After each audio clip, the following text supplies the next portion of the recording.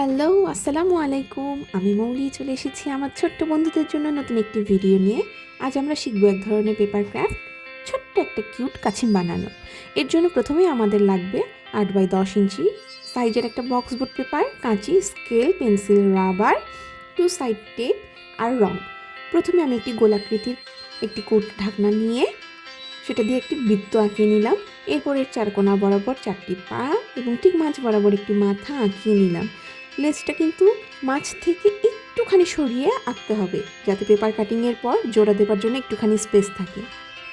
এরপর কাঁচির সাহায্যে drawing line অনুযায়ী পেপারটা কেটে নিব এবং ভি শেপ করে কেটে নেওয়া অংশটাকে একটা 2 সাইড টেপ দিয়ে সুন্দরভাবে জোড়া লাগিয়ে নেব।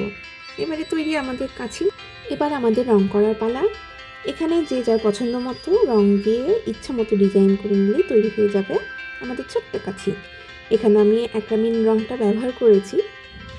হোয়াইট কালার প্লাস্টিক পেইন্টের সাথে যে কোনো কালারের অ্যাক্রামিন কালার ইউজ করে রং তৈরি করে নিতে হবে। তবে এক্ষেত্রে খেয়াল রাখতে হবে যাতে রংটাকে ভালোভাবে মিক্স করা হয়।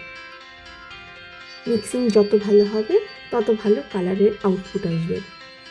এবারে আমরা সব ধরনের আউটলাইনগুলো নিয়ে নিচ্ছি, কাছিমটাকে সুন্দর করে সাজিয়ে নিচ্ছি।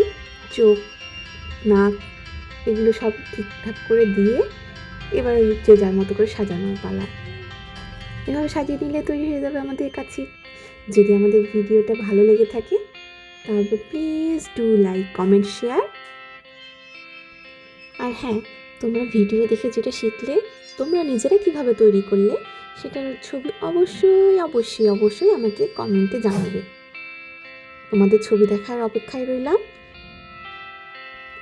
দেখা হবে পরের ভিডিওতে। ততক্ষণ পর্যন্ত সবাই ভালো থাকবে।